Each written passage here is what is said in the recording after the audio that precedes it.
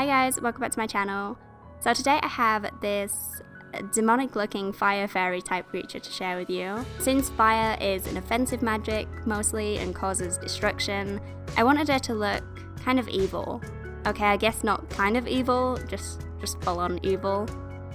To begin, I applied a bald cap and I made this one myself just with a few layers of latex on top of a red head, but you can absolutely make your own at home on top of a balloon if you don't have one of these guys just lying around. You can also buy these inexpensive ones from costume shops as well, but the edges tend to be a bit thicker and harder to blend, and they also don't fit my massive head, so I can't use these. So as always, I was just doing makeup for camera and then washing it off straight after I filmed the video, so I was kind of lazy with how I hid my hair. I didn't really do it properly. I just kind of plaited it down the back, put a few clips in there to hold the hair in place, and I didn't really attach the back of the bald cap properly, and you'll be able to see it throughout the video. It's actually kind of annoying, but try to ignore it. This is actually a legitimate way you can hide your hair.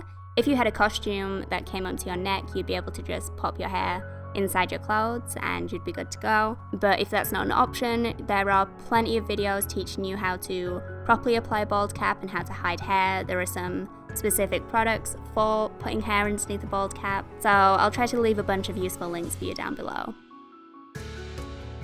Better adhesive for something like this is Crave because it's still got some flexibility to it when it's set. Spirit Gum dries kind of hard. So something like Crave is going to be better for an emotive area or areas where it's going to be movement, like the forehead. But I don't have any, well, I do now. I didn't have any when I filmed. So then I rolled down the edges over the Spirit Gum, and you'll see that I tried to leave a little edge all the way around. Usually you would go ahead and dissolve that away if your bald cap was made of an actual cap plastic, for example. But this is just regular liquid latex, so that isn't going to work here. So instead of dissolving the edges, once everything was glued down, I cut the edges with some little scissors, just right up to the areas that were definitely smooth and stuck flat to the skin. And then I'll be able to go over it with liquid latex as well. I didn't bother too much around the ears because I'm going to be sticking some ears over them anyway, so it wasn't that important. So next I covered the tails of my brows with glue so that I could paint over them later on. To do this, you just use a regular glue stick, you coat the hairs, and then you can either lay them up or down. And don't worry about the fact that this is glue. Once it gets wet, it just gets goopy and comes right off. Just make sure you're using one of these glue sticks and not kind of like any liquid glue. So next I'm going to take some liquid latex and I'm just going over the edges of the bald cap a couple of times. Applying a couple of layers of latex around the edges is going to help the transition from the bald cap to your skin be a lot smoother.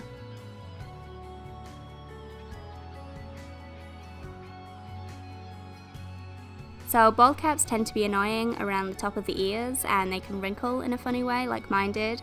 So I thought that adding this little patch of bald cap would help just make the overall shape a little bit better, and it did. So I'm just doing the same thing to attach it. I used the Spirit Gum to stick it down, and then I just went over the edges with a liquid latex.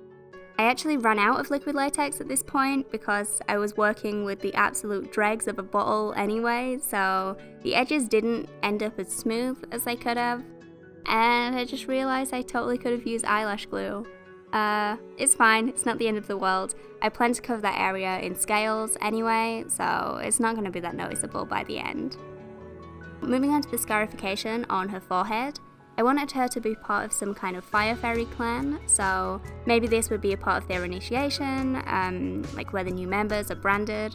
For the symbol design, I actually took inspiration from the firebending symbol from Avatar, and then I popped it inside of a triangle, which is the alchemical symbol for fire. So I mapped out the shape with eyeliner and then I just wiped the lash glue over top, and it was really easy to apply because it was just like squeezing out of a little tube. I'd planned to do this with sculpt gel, but I figured more people are going to have access to lash glue, and since this is such a wearable, everyday look that so many of you are going to recreate, I'm sure, I thought that I should probably just use stuff that more people are going to have. But feel free to use sculpt gel if you prefer how that looks.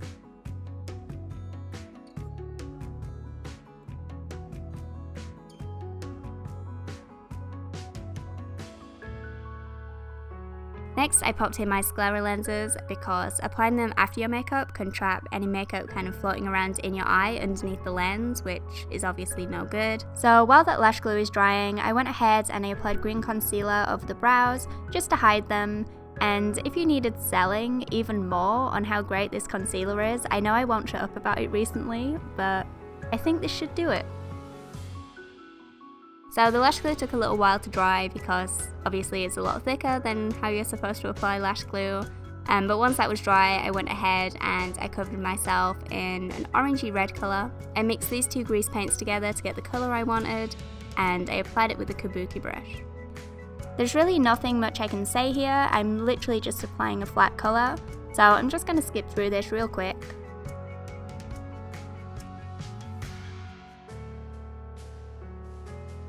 So once I had that flat red colour, I went in with a yellow on the high points of my face as a highlight. So places like the bridge of the nose, the chin, the brow bone, the cheekbones, basically all the places that the light hits. And not just on the face either, you'd want to do this on any high points, so at the top of the head.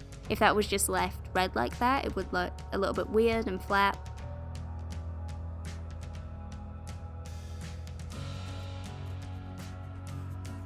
So I also took a darker red colour than the base colour that I'd applied, and then I just used that to complement my highlights.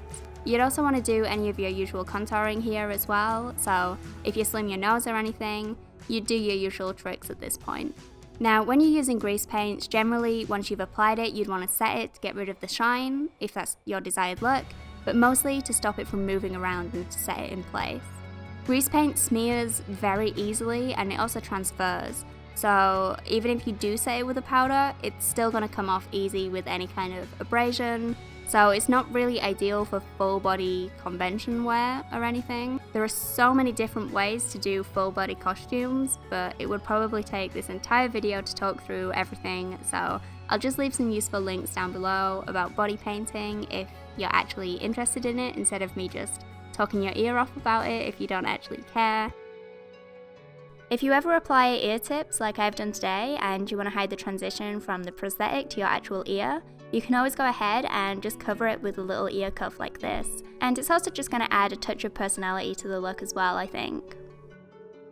So next I'm going to add some scales. Since she has fire magic, I like to imagine that she has draconic ancestry and that's where her people's magic comes from, hence dragon scales. So I used this airbrush stencil and just used bronze pigment from Makeup Geek, and I applied it with a brush. Funnily enough, this is actually the first time I've used this pigment, and it makes me laugh because it's probably not how they imagined people using their products, right?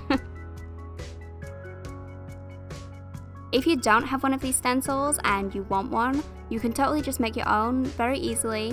You can just print out a design or draw your own design and then use little scissors to cut out the shapes, or even a craft knife. And don't worry about fiddling around cutting out the little shapes, just cut out the big shapes and then you can fill in the small ones freehand afterwards. Just a heads up, if you do use a stencil like this, make sure that you wipe off the product every time you move the stencil to a different area. Product can stick around the edges or even work its way underneath the stencil, so it might transfer if you're not careful. Next, I took another one of those Makeup Geek pigments, this time in gold, and I just applied that haphazardly across some of the scales, just to mix it up a bit. Next, I added a highlight over the top of the highlight that I'd already applied, but this time I applied a nice golden shimmer, and I think it worked out pretty nicely. I especially like how it brought out the scar on the forehead, because I didn't really want to go too crazy with the scar, I just wanted it to kind of be there and be a part of her, but it did need something, and I think the highlight really helped. Next, I used a black felt tip liner to draw in my brows, and I made these cute little dinky ant brows. I don't know why I call them ant brows, I always have done. They just really remind me of antenna, I guess. I don't know, they're just so cute.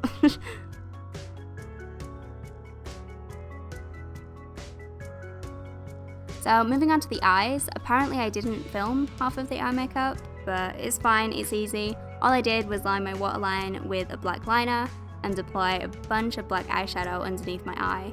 Nothing fancy. So here I started to wing out the black eyeshadow on the top lid, but I really didn't like the shape and how it was kind of sticking to the grease paint. I don't know why I didn't think about the fact that eyeshadow is obviously going to stick to like a sticky surface in a weird way. So I just kind of toned that down by going over it with the red paint that was just left over on a brush I'd used. I'm still doing the same kind of pulled out wing shape, but instead I just started with a black liner on the lid, and then I smudged that out instead of going straight in with a powder.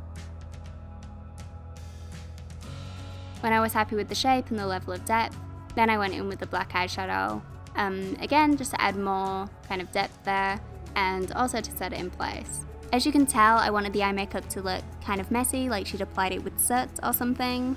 Maybe from the bodies of the enemies she's burnt, or from like a campfire she's been cooking s'mores on, if you want something less brutal.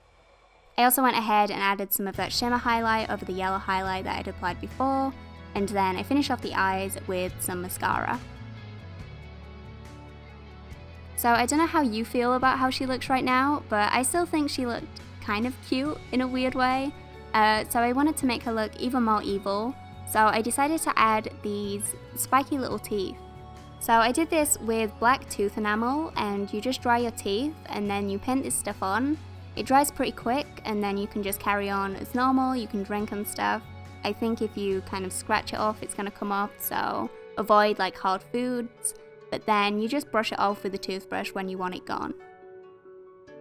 Now, I'll take any excuse to wear a black lipstick, and a demonic, evil-looking fire fairy seems like as good an excuse as any. So I used Bane from Melt Cosmetics, my favourite black lipstick, by the way, just in case you were wondering. And I applied this quite messily, and then I just made the edges really soft and hazy looking, just by tapping it with my finger. But then that's it. I really hope you liked my creepy little character and enjoyed the video. As always, thank you guys for watching, and I'll speak to you next time. Bye.